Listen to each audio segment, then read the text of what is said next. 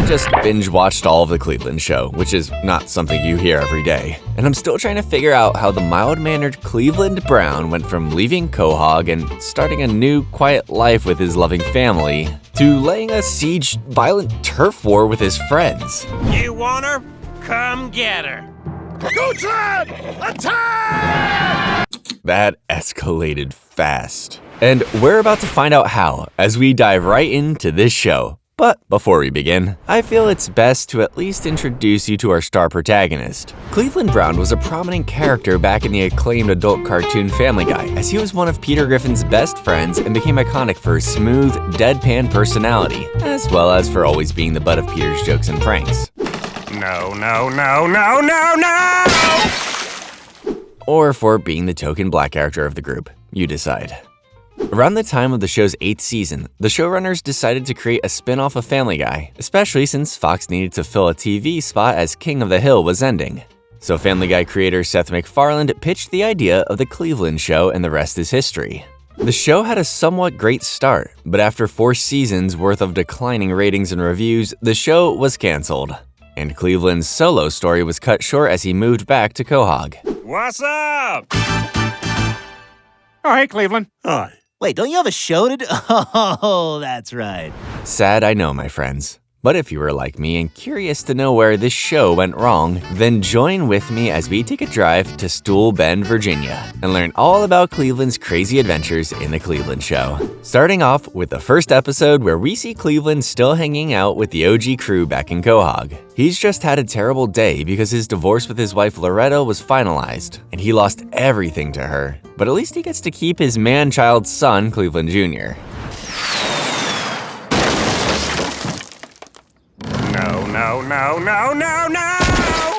One bathtub running gag later, and Cleveland finally says, screw it. He's had enough of being pushed around by this world. He's gonna take Cleveland Jr. and move to California to start a new life as a scout for the Dodgers. Maybe that's why they won the World Series. He says a tearful goodbye to all his friends, and this begins the Cleveland show. What the hell? He's getting his own show?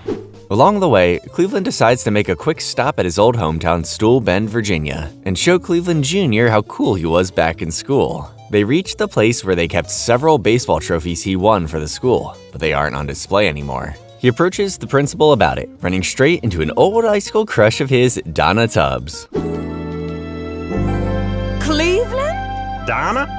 And let me just tell you, Cleveland is still in love with her. See, back in high school, Cleveland had always wanted to go out with her and finally had the chance to during their high school prom. But her obnoxious boyfriend Robert stole the moment, and a couple years later they married. They're divorced now, but Donna has 2 kids, the rebellious teenager Roberta and discount Stewie Griffin Rollo. Donna lets Cleveland stay with them while they're in town, which allows Cleveland to meet her neighbors and soon-to-be new friends. The hick redneck Lester, the short frat boy Holt, and the deeply religious bear Tim. Yes, Tim is a bear. Just go with it. Ah, a bear! Ah, a black man! Ah, you see? It don't feel so good, does it? It's very reductive. Lately, Donna has been upset with Roberta because she's been irresponsibly hanging out with her white gangsta boyfriend, Federline. No doubt doing the dirty at regular intervals. Cleveland, still wanting another chance with Donna, especially since she's now divorced, impresses Donna when he threatens Federline to bring Roberta home before curfew. So, what time you gonna bring her home? 10 o'clock. Great! Have fun, kids. Don't drink too many sodas. Even getting Rollo back into school after he got kicked out for doing something inappropriate. Hey, ladies. Oops, I dropped my pencil. I wonder where that pencil has gone. Donna is grateful for Cleveland, but honestly, she just loves having another man back in the house. Ironically, she was not thinking of Cleveland, as she tries to get back together with Robert, who looks more like a pathetic scumbag than he did before. This saddens Cleveland, so he decides to leave. But not before drinking away his woes with his new friends at this show's version of the Drunken Clam, the Broken Stool. Donna is sad to see him go, and they share one of those long, don't go hugs. As they drive away, Cleveland Jr. points out that if Cleveland is leaving Quahog to pursue his dream, then why is he not pursuing his dream to be with Donna? Dad, didn't you tell me that sometimes you gotta take chances in life to find true happiness? I did. Well then, what are we doing driving to California? Miss Donna's back in Stoolbend. Cleveland realizes he's right and drives back to Donna, where he professes his love to her right in front of Robert. Donna is overjoyed and says she loves him back. Robert leaves, vowing to get revenge on Cleveland for stealing his woman. Cleveland and Donna are married and begin a new life with their new blended family, which sadly doesn't get off to a good start in the next episode as Cleveland accidentally kills the family dog and Rollo's best friend, Meadowlark Lemon. Cleveland is afraid to tell Rollo the truth and helps him look for it after Lester disposed of the body. But eventually he has to tell everyone, and it shatters his reputation as a stepfather. I accidentally drove over his head with both my left rear tire and then my left front tire. Cleveland regains it by establishing his dominance as the father of this new family to Rollo, and Rollo is so impressed that he forgives Cleveland. Unfortunately, Cleveland can't be a proper father in his new family unless he gets a job. Luckily, he has a friend like Tim to recommend him to the cable company he works at, Waterman Cable. Tim hooks Cleveland up in a cubicle where he turns out to be a natural at making sales. But then Cleveland discovers that his extroverted high school friend Terry works as a cable man at the same company. Back in the day, Terry saved his life when they were smoking weed behind the school and got caught. The principal was about to ruin Cleveland's life, but Terry spoke up and claimed the weed was his, thus giving Cleveland a chance to make something of his life, which he clearly didn't do. They go out drinking with Tim, and Tim isn't a fan of their relationship, as well as the fact that Cleveland has been stealing all of his clients. As they leave in the cable truck, Terry drunkenly crashes straight into a pole. He starts freaking out because this will be his third DUI. So Cleveland decides to repay him and take the blame. He's called into his boss, Mr. Waterman's office, expecting to get fired for what happened. But Cleveland realizes Mr. Waterman is gay and has a secret obsession with Terry, so he convinces him to let him have a job as Terry's partner as a cable man in exchange for telling stories about Terry and his graphic stories. He even gets Tim a raise, so in the end, everyone is happy, especially Mr. Waterman, if you know what I mean. Oh, I could tell unnecessarily graphic stories about Terry all day. The next episode, A Brown Thanksgiving, is the first of many Thanksgiving-themed episodes in the Cleveland show, where we are introduced to Cleveland's parents, Cookie Brown and LeVar Freight Train Brown. Cleveland is surprised to see both of his parents together after Freight Train left Cookie for someone else twice. Cleveland and his father also never had the best relationship growing up, as Freight Train never saw his son as a real man. You know, I've been thinking, maybe I should shoot out another kid. Try to get this one right. Tensions escalate to the point where everyone is holding each other at knife or bottle point, until Donna's outrageous relative, Auntie Mama, enters and steals the scene with her eccentric charm and toilet humor. Even Freight Train is smitten by her, which creates another rift between him and Cookie. Those filling station nachos are not agreeing with your Auntie Mama. Everyone loves her, and her presence keeps everyone from killing each other. Until Cleveland discovers that Auntie Mama is just Donna's Uncle Kevin being a cross-dresser. Cleveland contemplates whether to tell someone and tries to convince his dad the truth about Auntie Mama before he gets down and dirty with her. But he calls Cleveland more of a woman than Donna, if only he knew. Ironically, Freight Train doesn't notice something is different when he gets frisky with Auntie Mama in the bathroom, which causes Cleveland to lose his Thanksgiving dinner repeatedly. And he's not the only one. Blech. Almost lost my hummus. Cleveland finally confronts Auntie Mama over who or what she is, and Auntie Mama reveals herself to be Donna's Uncle Kevin. The reason why he became Auntie Mama was because Donna's parents left her all alone and he wanted Donna to have a strong female presence. He's proud that she has Cleveland to take care of her, calling Cleveland a good man. She leaves shortly after in classic Auntie Mama fashion, and Cleveland reveals to his dad he just got frisky with a man. Cleveland then makes Freight Train promise to not say anything to Donna, as well as make up with his mom, ending this Thanksgiving on a positive note. In the show's first Christmas episode, Cleveland is out shopping for Christmas trees and finds the perfect one to celebrate his Christmas with his new family. However, Donna promised Rollo he could pick the tree out, as Rollo used to pick out trees with Robert before Cleveland showed up. Rollo still thinks highly of his dad, as Donna has been hiding Robert's sad, pathetic life from him.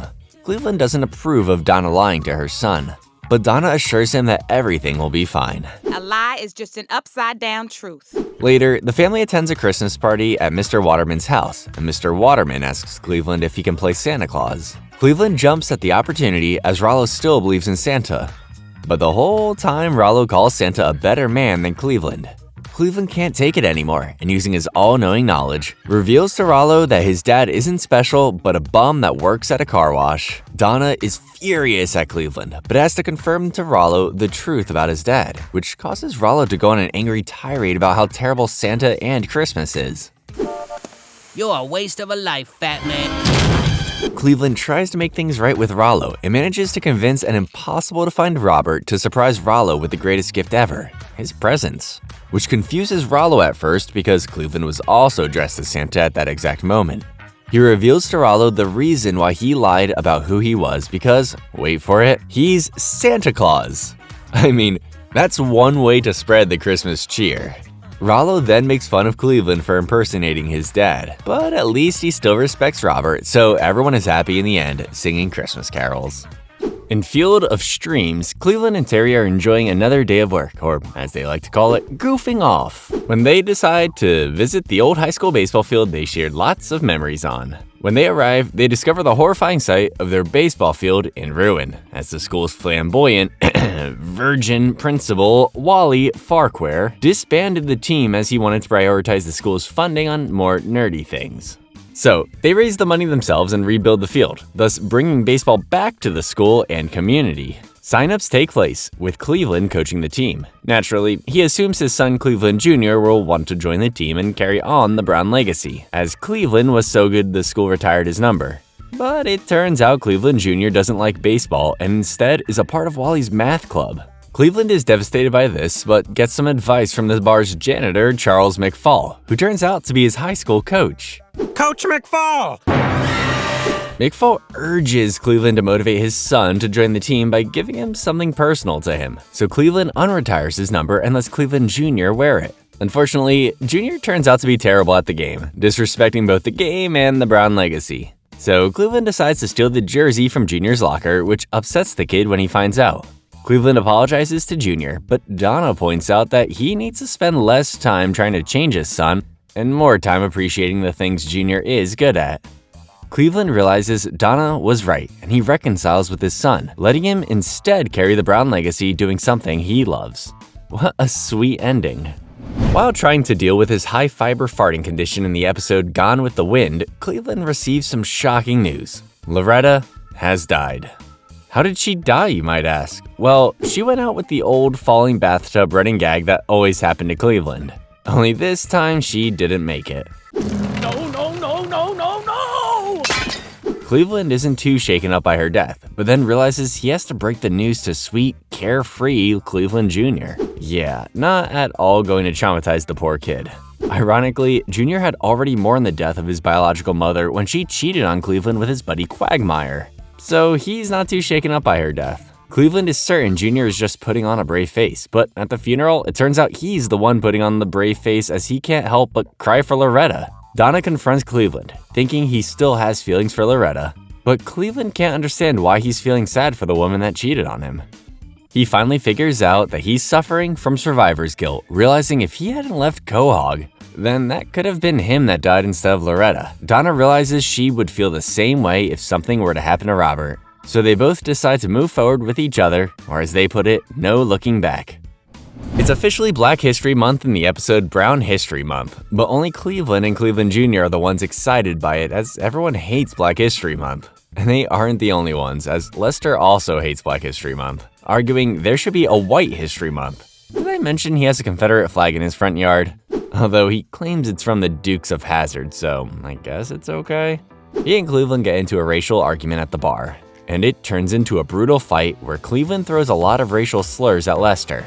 Lester ends up taking Cleveland to court, accusing him of a hate crime, but the judge sentences both of them to build a float for the city's community parade. Meanwhile, Rollo has been learning all about Black oppression in American history and decides to get back at Lester by taking down his Confederate flag. He breaks into Lester's house, but accidentally bumps into Lester's incredibly obese wife, Kendra, and she falls on top of him. Luckily, Kendra's reaching tool prevented her from crushing Rollo, but she's so fat that she can't stand up. As they try to figure out a way out of their predicament, Rollo and Kendra end up bonding and breaking down their recently developed racial bigotry for each other. Unfortunately, Kendra's diabetes monitor starts beeping, meaning she needs sugar now or she'll go into a coma, causing her to lose her strength and buckle her weight against the reaching tool. Thankfully, Rollo figures out a way to squeeze out from under her by making her sweat, as he describes unhealthy food, allowing him to save her life once he's freed. Cleveland and Lester arrive to learn what Rollo did, and the experience helps them put away their racial prejudice and remain friends. In the last episode of Season 1, Cleveland and his family attend the reading of Loretta's will, where they discover Loretta left everything to Cleveland Jr. This also means that if Cleveland Jr. gives his dad any of the money, it will all go to Quagmire. Yeesh, that sucks. So he instead shares the money with everyone else in the family, including Cleveland's parents, which allows them to move back to Stoolbend and get remarried, despite how much Freight Train has cheated on Cookie. What are you doing? I'm looking for your marbles because apparently you've lost them. Cleveland isn't too thrilled by this news, until Freight Train asks him if he wants to be his best man. Cleveland happily accepts, taking him to a strip club for his bachelor party where they run into Robert at his usual booth. Freight Train ends up bonding with Robert so much that he instead makes Robert his best man, devastating Cleveland as he was just beginning to bond with his dad for the first time in his life. As expected, Robert takes Freight Train out for an incredible night that they don't show up for the wedding. Cleveland can't bear to watch his mom cry over his dad abandoning her again, so he decides to finally stand up to his dad. He finds him hung over at Robert's and calls himself more of a man than his dad because he's not afraid to go all in with someone. Freight Train admits he's right and races back to the wedding to convince Cookie to marry him. The wedding is back on, and Freight Train asks Cleveland to be his best man again, but Cleveland instead decides to give his mom to his dad. Oh. Is it just me, or is Cookie the sweetest soul ever? Well, they made it through the whole season. Now can I have my own show, Peter? Quagmire, you're a One of the first episodes of Season 2 goes for something different, as the episode plays out as if it were a classic sitcom filmed in front of a live studio audience. It's an ambitious undertaking, and things quickly start going wrong as an angry, drunk Roberta starts breaking the fourth wall. Cleveland gets injured, and guest star Julia Roberts dies when a studio light falls on her head. More things go wrong and they run out of time. Cleveland ends up telling the audience how the episode ends. Tim stands up to Robert, which makes Ariana see him as a man, or a bear, or whatever. Next up, we got a Halloween episode called It's the Great Pancake, Cleveland Brown, where we see Cleveland Jr. dressing up as a delicious pancake for Halloween. Rollo is quick to point out how ridiculous he looks, and Cleveland scolds his son for not acting like a teenager, which is a recurring plotline throughout the show. He forces Junior to stay home and give out candy because he's the only one at that age where it's not cool for him to be trick-or-treating.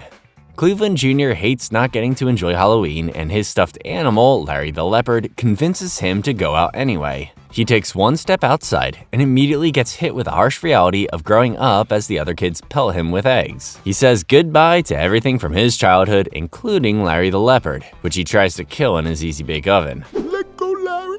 Let go. Bro has zero chill. Donna is furious with Cleveland for being too hard on his son, but Cleveland is overjoyed as he's prayed for this day for so long. Donna, he's a teenage boy who talks to stuffed animals. He even helps change Cleveland Jr.'s entire persona to be more grown up at the expense of Junior's happiness. Cleveland continues being blind to this until he watches his son attend a classic high school party where, despite acting more like them, he is still the same laughingstock he always was. He realizes he shouldn't have tried to change his son just so he could be happy, and allows his son to be who he is, even if he gets bullied and embarrasses the family. We return to baseball in the next episode called Little Man on Campus. Cleveland's team has been on a winning streak on its way to the state championship and has now become the pride of Stoolbend. They've even gotten the attention of Chet Butler, Cleveland's longtime rival we are just now hearing about, and who will no doubt be their opponent if they can make it to the state championship. Cleveland is certain his team will finally beat him, but his hopes are shattered when his star pitcher gets his arm mauled by his team's pet mascot. That is until Holt proves to be the greatest pitcher in the world, giving Cleveland the idea to have him pretend to be a high school student and pitch for them. Basically, Cleveland is going to cheat to win. Move it, kid. Wish he was a kid so he could throw that knuckleball for our team. Wait a minute. They make it all the way to the championship game. But as more and more people find out he's been cheating, he decides the best thing is to bench Holt and let Tim's son Raymond pitch instead. They end up losing the championship, and Chet once again rubs it in Cleveland's face that he lost. At least Cleveland learned the valuable lesson of playing fair, at the cost of ruining everyone else's chances of making it to the championship. Moving on to the only Cleveland show episode to get nominated for an Emmy. I know, can you believe it? Murray Christmas. While his class is performing for a retirement home, Rollo notices one of the residents, Murray, treating the holidays like he's Ebenezer Scrooge. Rollo confronts him, and Murray explains he doesn't celebrate Christmas because he's Jewish and just wants to be left alone. Rollo is persistent, and they end up insulting each other, prompting Rollo's teacher, Mrs. Lowenstein, to require Rollo and Murray to spend time with each other so they can learn from one another. They end up bonding and becoming friends, and Rollo feels bad for Murray living all alone at the retirement home, so he lets him secretly live with him. Things go well at first, but soon Rollo learns that due to his condition, Murray will die if he doesn't go back to the retirement home and receive the proper care he needs to live. Murray urges him to not send him back, as he would rather live than rot away in a depressing retirement home. But Rollo has no choice but to send him back. Murray is hurt that Rollo would betray him like this, so with Cleveland Jr.'s help, Rollo organizes a way to help Murray and the other residents to escape and share Christmas with his family. He even lets Murray celebrate Hanukkah, allowing him the chance to not have to celebrate it alone. Beer Walk is an episode we're going to skip, but I wanted to highlight this episode real quick, as there was a cool crossover moment where Peter, Quagmire, and Joe from Family Guy showed up to participate in a charity event where they drank beer. So that's pretty cool, I guess. It's nice seeing the old gang back together again. Thanks for coming to get drunk for charity, guys. Yeah, whatever Fox is paying us. In the episode, How Do You Solve a Problem Like Roberta, Roberta has been acting more rebellious than ever, to the point that Donna has finally given up trying to parent her. Cleveland then inadvertently volunteers to parent Roberta, while Donna enjoys a spa weekend, and he learns right away that it's easier said than done. Even letting her hang out with Federline doesn't work, as she just broke up with him. Roberta ends up dating a bad boy named Diego, so Cleveland does everything in his power to prevent her from seeing him, even lying to Donna about how hard things are raising Roberta. She ends up having a loud party at the house, which allows her to run off with Diego finally. Cleveland teams up with Federline to get her back, accidentally stealing a driver's education car, and find a scared Roberta trapped in a street race with Diego. They manage to stop Diego's car using another of Cleveland's terrible ideas, and Cleveland paints Federline as the hero so Roberta can get back with him. They return home and clean everything up before Donna gets back risky business style. But in the end, Cleveland reveals what really happened and admits raising a teenage daughter is harder than raising a teenage boy. Finally, somebody agrees. In the next episode, called Terry Unmarried, Cleveland and the gang decide to check out a bar that Terry always goes to, only to realize it's a gay bar. Ironically, they end up having fun there, but as they leave, they make a shocking discovery. But now nothing can surprise Terry Campbell! Terry, the world's biggest ladies' man, is gay. Well, Terry reveals he's actually bisexual and has been dating an old friend of his, Paul. You know, I don't want to judge Terry, but the Bible says that all gay people are going to hell.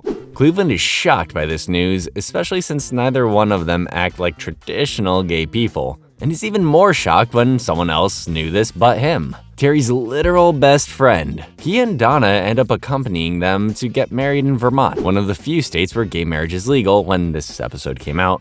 But Terry gets cold feet before the wedding. So Cleveland, who's been struggling to wrap his head around his friend's love life, steps up like a true bro. He convinces Terry to commit to the relationship because Paul is clearly his guy.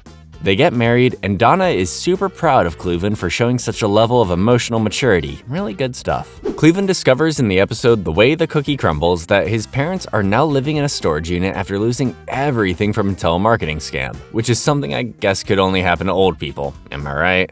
Cleveland takes a second to roast his dad for falling for the oldest scam, as it means Freight Train is now acting like a senile old man. But he does feel bad for his mom, so he lets them live with him. The two of you shall move into Wilbermore. My house, that's what I named it. During this time, he treats his dad like he were a kid living under his roof, forcing him to do his household chores and other humiliating things. This finally gives Cleveland the chance to get revenge on his dad for always being hard on him. Freight Train does what he can, but eventually gets fed up and goes back to live in the storage unit. This prompts Cookie to reveal she was the one who fell for the scam, and Freight Train pretended it was him to protect her. Cleveland apologizes to his dad, and the two of them work together to get his money back from the con man. But in the end, they get scammed again. So, we all know how much Cleveland Jr. loves his dad, but what happens when he ends up loving Robert instead? The episode Back to Cool opens with Roberta and Rollo driving Cleveland crazy, so he makes Robert fulfill his fatherly duties as the divorced dad and help take care of the kids for the day. He even forces Cleveland Jr. to go with them, as he won't stop driving him crazy. This breaks Cleveland Jr.'s heart, as he loves his dad so much. However, Cleveland Jr. ends up bonding more with Robert than he did with his actual dad, even calling Robert Dad. Dad? Cleveland is devastated by this, until Donna explains that unlike Cleveland, Robert treats Jr. like a man. So to prove he's just as cool as Robert, Cleveland challenges him to a cool Olympics, unaware that Robert has been undefeated for the past 4 years. Normally in a situation like this, someone like Robert would eat those words, but Robert ends up winning each event by a mile and is proclaimed cooler than Cleveland. This prompts Cleveland to make a heartfelt speech about how he only did this to get his son back, which makes him sound even less cool to the crowd. Despite the ridicule, Cleveland Jr. appreciates what Cleveland did and decides to call Cleveland his dad once again. Kids, man. We move on to Season 3. The first notable episode, The Hurricane, is a themed crossover with Family Guy and American Dad, as they all aired episodes involving a hurricane at the same time. Looter! Self-defense! A black and a white talking as if it's normal! Peter, what are you doing? You know me! The plot is very similar to the other episodes, in that it involves the family trying to survive in a hurricane and something is revealed about one of the characters. This one's revelation is that Cleveland Jr. is an atheist, which shocks everyone when they try to pray to God for protection. Junior explains he stopped believing in God after Loretta told everyone God forgave her for having an affair with Quagmire. It all seemed too easy that God would forgive her for something like that, so he stopped believing. The family can't believe what they're hearing. They try to pass the time waiting out the hurricane by converting Junior to Christianity with pep talks and a gospel music number. In the words of a wise man, that boy ain't right. Sorry, wrong show. The next episode, Die Semi-Hard, is the show's first attempt at a parody episode as it parodies the greatest Christmas film of all time, Die Hard. It's a fun little episode as we see each of the different characters from the show playing as the iconic characters from the film. And we get another falling bathtub gag, but this time Cleveland doesn't fall. About time he broke the curse.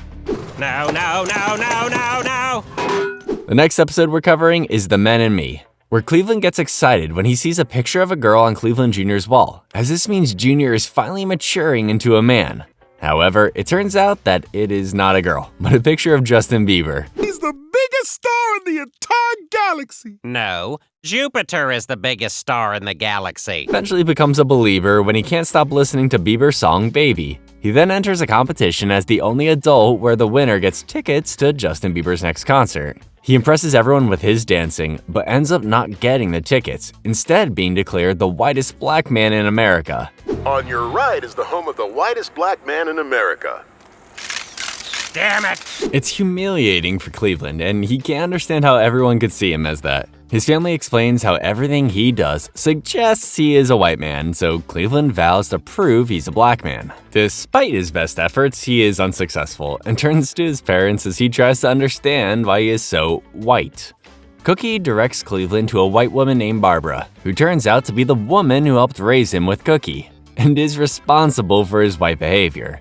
She helps Cleveland remember everything, as she had imprinted a white persona in him that makes sense to Cleveland. No one in his family is taking him seriously, and Cleveland storms out having an identity crisis. Barbara helps him realize that he can be black by being himself, and he takes Cleveland Jr. to the Justin Bieber concert as he finally embraces being Cleveland Brown. So, we all know Rollo is a bit of a mischievous kid, but in the episode American Prankster, the Brown family has had enough of his antics. Donna threatens him to not pull any more pranks, but of course this doesn't stop Rollo.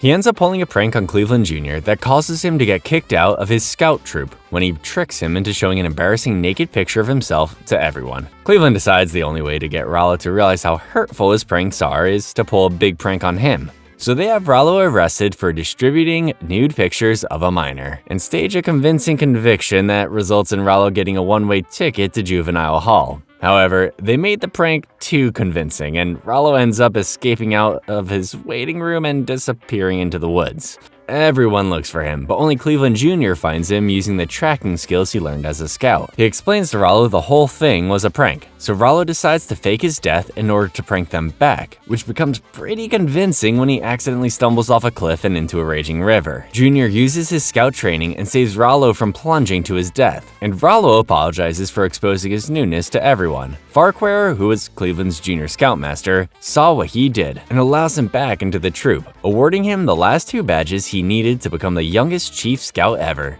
That boy deserves it for real.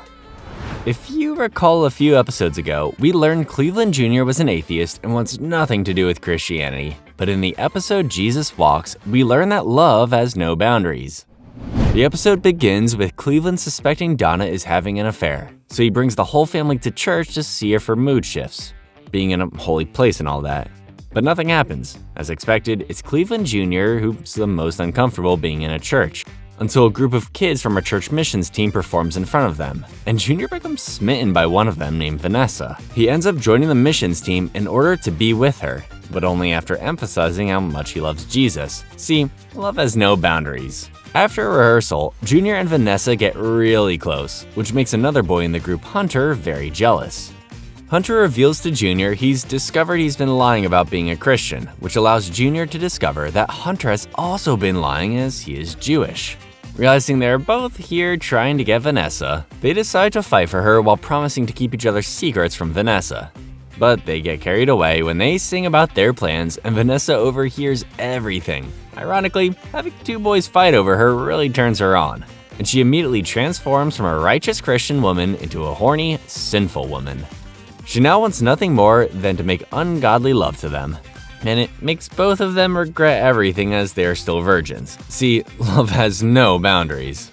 Long story short, Cleveland Jr. ends up being the unlucky person to do the sinful business with her, but Hunter comes to the rescue and saves Jr. from losing his virginity before he's ready. Bros before hoes, am I right? The next episode, Flush of Genius, begins with Jr. showing up late for breakfast because he was working on a school report. The topic is what makes a great America, and he decided to write about his dad. Cleveland is touched that his son thinks so highly of him, so he lets him tag along through a typical Cleveland Brown day, from his job as a lazy cable man to getting drunk with his friends at the Broken Stool. He completes his report, but after everything, Jr. ends up portraying his dad as a negative representation of a typical American. In summation, This makes Cleveland upset and he storms out of the house. He returns that night completely wasted and mad at Jr., but the burrito he was eating makes him rush to the bathroom. After taking a serious dump, he tries reaching for the burrito again and falls off the toilet, hitting his head on the bathtub. This results in a head injury, but everyone is more focused on making fun of him about how he got his injury. The news of Cleveland's accident, or crapsident as some are calling it, makes Jr. want to write about someone else. This upsets Cleveland even more. don't call me Junior. From now on, my name is Carlton Brown. In order to regain the respect of his son, Cleveland vows to become a hero and make the toilet safer and impossible to fall off of. But it only makes things worse as he made the toilet a little too safe and can't free himself from his safety bar. He's able to get a message to Lester, who calls 911 so he can be rescued. But after talking with one of the firemen, Cleveland decides to not be ashamed of his crapsident and has himself helicoptered to the state capitol, while still being attached to the toilet. Are you sure you want to do this? They need to see. Holy sh! Despite his heroism, he is not taken seriously by the politicians, but he did get the respect of his son back, who is proud to be the son of Toilet Man. Honestly, just take the win, my guy. In the next episode, Mama Drama, we go from gross toilet humor to heartwarming family drama. Today is Mother's Day, and Cleveland is very excited to show his mom how much he appreciates her. Donna, on the other hand, gets emotional on this day because she never knew her mother, Dee Dee, hence why Uncle Kevin raised her as Auntie Mama. Feeling bad for Donna, Cleveland vows to find out what happened to her mom. His search turns up empty, so he resorts to hiring an actress to pretend to be her mom. Her performance is convincing enough, but just when Donna and her are starting to connect, she dies of a heart attack. Donna is devastated, witnessing what she thinks is her mom dying in front of her, so Cleveland tries to cheer her up by explaining that it wasn't actually her mother. She ends up throwing him out of the house. Lo and behold, this prompts the real Dee Dee to reveal herself as she's now been declared dead and wants Cleveland to help her get her life back. Cleveland is shocked to meet Donna's real mother and agrees to help her, but only if she sees Donna. Dee Dee is afraid that this would reopen old wounds until Cleveland agrees to not reveal who Dee Dee is if she were to speak with Donna. Dee Dee agrees and anonymously tells Donna the sad tale of why she left her, and the entire time Donna and Dee Dee end up bonding like they've been family all along. Cleveland then breaks his promise and reveals Dee Dee as Donna's mother, making everything incredibly awkward for both of them. Donna immediately punches Cleveland for doing this to her and then calms down and tells him she is grateful he found her mother. But I was raised by Auntie Mama. Who's Auntie Mama? Who's Auntie Mama? I'm outrageous! The first episode of Season 4 is called Escape from Goochland. The episode opens with Federline accompanying Cleveland and the gang as their designated driver as they get drunk cheering for the city's football team. It's worth noting that Cleveland only brought Federline because Roberta asked him to. Naturally, they run into Chet again as their teams are playing each other, or should I say Chet's team is slaughtering Cleveland's team. One thing leads to another, and Cleveland and Chet end up starting a turf war between their two towns. Federline then shocks everyone when he steals Goochland's prized wooden statue of William Henry Harrison's wife, which was the wooden statue. This results in the entire city of Goochland coming after them, and they start destroying the town. So Cleveland unites everyone to fight back, and they're able to drive Goochland away because of their home advantage. We're so used to the darkness, we've developed mole eyes. The turf war ends with Chet being swallowed up by whatever Loch Ness monster lives in the polluted waters of Stoolbend, and Cleveland is proud to have someone like Federline dating his daughter. Episode 3, the show's final Thanksgiving episode, sees the gang racing to get Holt on his plane so he can spend time with his family, but they end up arriving too late. Everyone is sad for Holt, but it turns out Holt isn't bummed about not seeing his family. He explains he wasn't actually leaving to spend time with his family as he wasn't invited. See, Holt's parents, especially his dad, don't think highly of their son, as Holt wasn't able to follow in his father's footsteps and join the military because he was too short. That's sad. That's sad. To cheer Holt up, Cleveland and the others decide to expand the broken stool to the airport, but Holt still feels like he's not good enough. He ends up bonding with Rollo of all people, and he helps take Holt's mind off of his disappointment by helping him score dates with hot chicks. Rollo then surprises Holt when he gets his George Pet and wannabe dad General Richter to come visit. Richter resumes his hard-ass parenting on Holt and shames Holt for being more of a failure than when he left home. Ouch. While this is going on, Cleveland gets too drunk and decides to fly an empty plane despite not knowing how to fly a plane. Does he, know how to land that thing? Sure, he used to be a pilot. I think that was Quagmire. He runs out of fuel and Richter springs into action to mount a rescue, which I find pretty surprising, honestly. Holt also volunteers to help and proves he's not a disappointment when he saves Cleveland's life.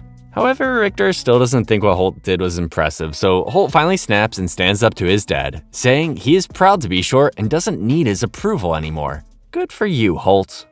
A rodent like this is an episode I was going to skip, but there's something explained in this episode that I want to address. Because this is something I've been wondering myself, and it made me think I was seeing some bizarre Mandela effect. For those of you that have watched Family Guy, you may have noticed that Cleveland Jr. looks a little bit different here than he did in the show. It's because this Cleveland Jr. is not actually Cleveland's son, but a secret agent tasked with protecting the free world from terrorists. He's impersonated Cleveland's son after disposing of the real Cleveland Jr. I'm Tiger Woods. I'm Tiger Woods. So that's why he wasn't too upset when Loretta died. It all makes sense. So if you remember from the very beginning of the show, Cleveland left Quahog so he could become a scout for the Dodgers, before realizing his true calling was to be with Donna and the kids. So I guess he didn't help them win the World Series. Well, in the episode California Dreamin', All the Cleves Are Brown, Cleveland gets another chance to pursue his dream of becoming a scout, this time with Donna and the kids. The dude gets 2 for 1. It's a dream come true. Ironically, scouting doesn't turn out to be the fantasy he always dreamed it would be, and he decides their lives are better off in Stoolbend. But while he's been struggling, everyone else in his family has been thriving in this new LA culture. But this is LA we're talking about, the place where no one's dreams come true and everyone turns into a crazed lunatic. Cleveland gets them to realize all that they are missing in Stoolbend, and through the power of Hollywood magic, he transports them back to Stoolbend, but not before throwing much-deserved shade at LA. Today, I consider Los Angeles to be the worst place on the face of the earth. The next episode, as you can probably guess by the title, Who Done Did It, is a mystery. So be sure to pay extra attention. Donna has tasked Cleveland with getting revenge on everyone in town that has disrespected her by pelting them with eggs. The revenge has been going excellently so far, until Donna tasks Cleveland with getting revenge on Mr. Waterman's wife, Lydia. He sneaks into their house at night and pelts her in the head with an egg while she's having soup, but he accidentally threw a hard-boiled egg and killed her. He runs back home and tells Donna what happened, and they decide to lay low and pretend nothing happened as no one knows he did it. But Cleveland can't contain the guilt of what he did, and he ends up confessing everything to the whole world, resulting in his arrest. Help! Donna! The memories! Let me see the memories! While this has been happening, Freight Train, who has recently taken up a passion for writing mystery novels, deduces that Cleveland is innocent. He proves this by recreating the murder, as even with his more superior strength, he couldn't kill someone with a hard-boiled egg. Accompanied by Junior and Rollo, they examine Lydia's dead body, and Freight Train determines that she actually died from an allergic reaction, possibly from something that was in her soup. They interrogate a possible suspect and discover the killer to be Mr. Waterman himself, as he was hoping to get away with killing his wife so he could have a homosexual relationship with his coroner, who had helped cover up Mr. Waterman's involvement in the murder. They are arrested, and Cleveland is released from prison, while Freight Train uses this mystery to write a best-selling novel. In the next episode, titled Fist and the Furious, we get to know one of the show's recurring characters, Dr. Fist, a little more. He has really been lonely lately and just wants to be Cleveland's friend. Cleveland at first doesn't want to, as throughout the episode, Fist had been vague on whether or not Cleveland was dying, hence his broken arms, until Donna convinces him to give him a chance. Will you be my friend? Oh, that's not even one of our cool plants. He ends up being a hit with Cleveland and his friends and becomes the newest official member of the gang. So to show how much they appreciate having him around as a friend, Cleveland decides to help Fist get his old friends back, accidentally revealing that he's still alive to the mafia gang that is after him.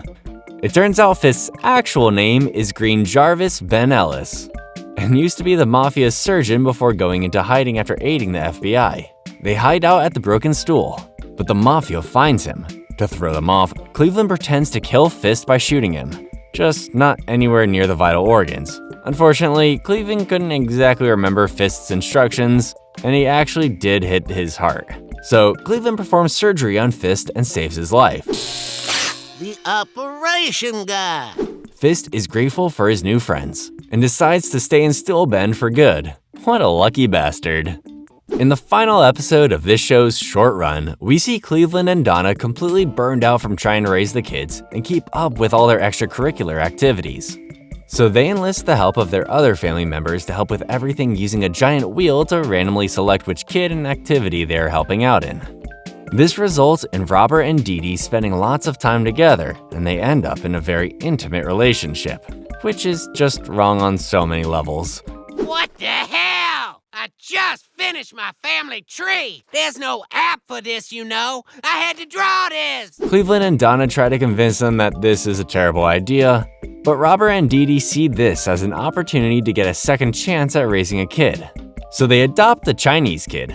Cleveland and Donna are still against this, but when they see that both of them are trying to be good parents this time, they decide to let them keep the kid. And that, my friends, is how the Cleveland show ends. But I didn't think the way this show abruptly ended was a satisfying way to end this video, so we're gonna end this recap with an episode of Family Guy. More specifically, the episode where Cleveland returns to Quahog with his new family. And boy, does everyone immediately roast Cleveland on how terrible this show was. Here's 4 seasons worth of DVDs of what we've been up to. You know, just so you back up to speed. And I'll warn you ahead of time, these have jokes in them. Everyone is happy to have Cleveland back, especially Peter and the gang, until Chris accidentally destroys one of Donna's prized vases. She spanks him violently, prompting Lois to forbid Peter from ever seeing Cleveland again.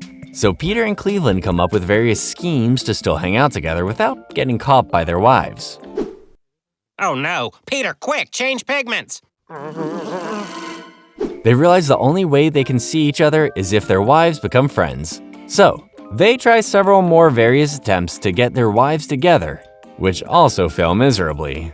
It's only when their wives see them try to win a three-legged race that they realize they are going to have to be friends if they are going to be neighbors, thus permanently giving Cleveland and his new family a place where everyone will know his mustache face. And that, my friends, is the entire story of The Cleveland Show. I hope you guys will appreciate the sacrifice I made having to watch this show so you didn't have to. But now at least you can tell your friends you've watched The Cleveland Show without actually watching The Cleveland Show. Like and subscribe, and I'll see you guys in the next video. Peace.